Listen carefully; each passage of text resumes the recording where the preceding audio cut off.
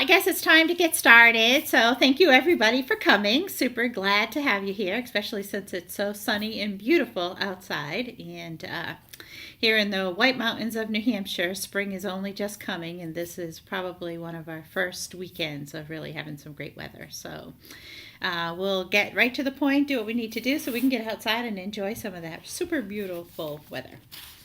Um, so last week we went over developing our why. That's really important and making sure that we connect back to it. And then we also had the task of doing three different activities that we don't normally do. So I did push ups.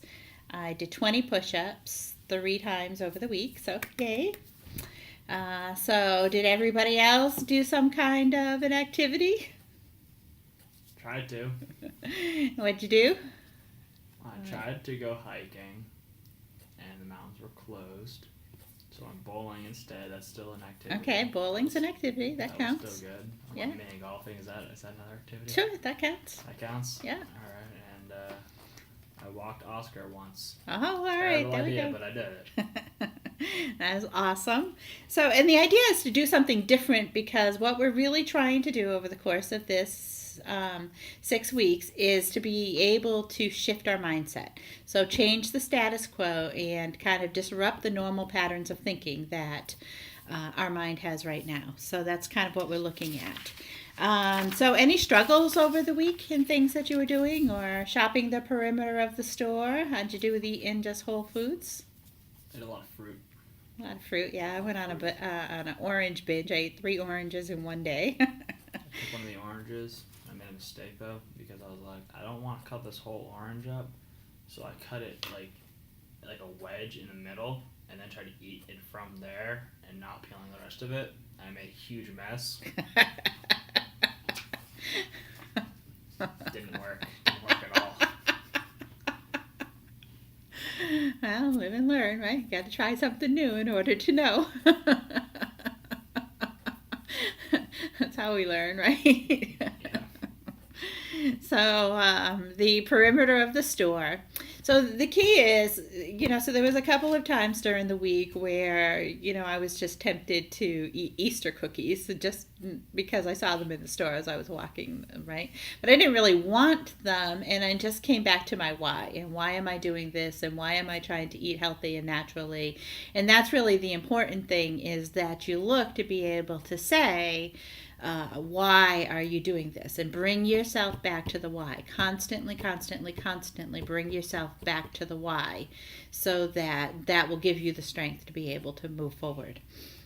So that's really important as we kind of move forward. So for today, we're going to talk some more about I think we touched on it last week, about the conscious and the subconscious mind. So I'm just finishing a Be a Beast, it's called, program, and Dave Austin wrote a book called Be a Beast, and then he did an extreme focus group. And what he does is he ties different animal characters to different behavior patterns that we have.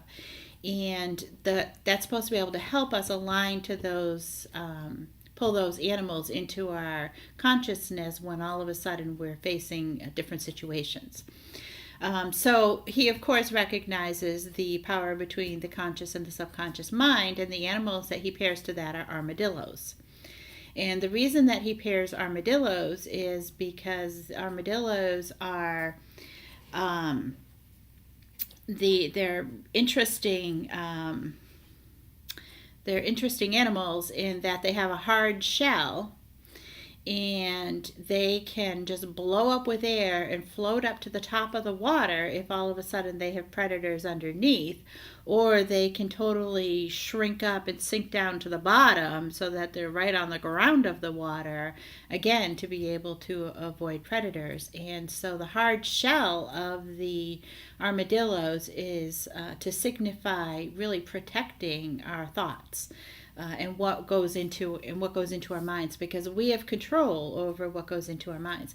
So there's a ton of negativity that's out there, and really being able to protect ourselves from that negativity. It's that hard shell of the armadillo saying, hey, I'm really going to protect what comes into my mind. Now, the conscious mind is the gateway to the subconscious mind. The subconscious mind is really what controls almost everything that we do. And so it's really important as we start thinking about the relationship between our conscious mind and our subconscious mind to know that we're feeding our subconscious mind information, but we have control over what we consciously allow ourselves to be exposed to. So when I think about, Facebook, and I think about my Facebook feed, say 2 years ago compared to my Facebook feed right now, I've eliminated everybody that has negative comments in Facebook. I've either unfriended them or I have it so that I don't see their posts anymore, that they don't come through, so that when I go to Facebook, this is a very positive place for me to be, because I just constantly have positive reinforcement that's coming to me, whether it's from my Team Diamond Global Network team or whether it's from other people that I have purposefully friended that are very aligned with similar type goals as to where my goals are. I haven't watched television in probably a couple of years. Once in a while, I watched the Super Bowl, of course, which was just amazing. And to me, there was a huge, huge lesson in the Super Bowl and how focused the Patriots stayed throughout the game, even when it looked like it was impossible for them to win. And then, of course, that focus allowed the momentum to turn in their direction and take the game. So certain things that I'll turn the TV on for, but it's been so long that I can't even remember how to work my TiVo. So so again, it's just guarding our minds to make sure that we're really putting the good things into our minds that we should be putting into our minds. Now, according to Pam Grout, in a book that I just read, E Squared, we have 4 billion bits of information per second that go into our subconscious mind. 4 billion bits of information per second. So crazy, right? And our conscious minds can't even begin to process that much information. And so our conscious mind can only process about 2,000 bits of information per second, which still seems like a lot to me. But so where does that other 399 plus billion bits of information go? It gets filtered by our subconscious mind. So we're exposed to, there's like worlds that we don't even see that surround us. And we don't see them or even have any idea that they exist because our subconscious mind has just filtered them all out. It filters only to what our conscious mind has said these are things that we need to pay attention to. So let's see if we can give an example of the filtering process. About a year ago, I bought a Jeep Compass. Didn't think that they were a very popular car. I live in the central New Hampshire, so why I thought that, I don't know. That's a little silly on my part, if you ask me. But I was doing some marketing for work, and I pulled into a parking lot. There was 8 cars, and as I pulled in, I made the 5th Jeep in that parking lot. All of a sudden, I became very, very aware of the number of Jeeps that were out on the road. And why was I not aware of them? Why did I think the Jeep wasn't really that popular of a car? I thought that, the Nissan Rogue was the most popular car. And now I don't see Nissan Rogues anymore. And they're still out there. It's just that my subconscious mind has filtered them out.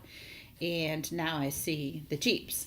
The other car that I see all the time now is Mercedes, because for me, Mercedes is a benchmark for when I reach a certain level in my Zitra business. And so now I've seen 10, 15 Mercedes in one day, and it used to be something that maybe I would see 1 Mercedes a month. So now my subconscious mind is geared towards thinking about them, and as a result, it brings them to my awareness when they happen to be in that area. So that's kind of how our subconscious mind works. And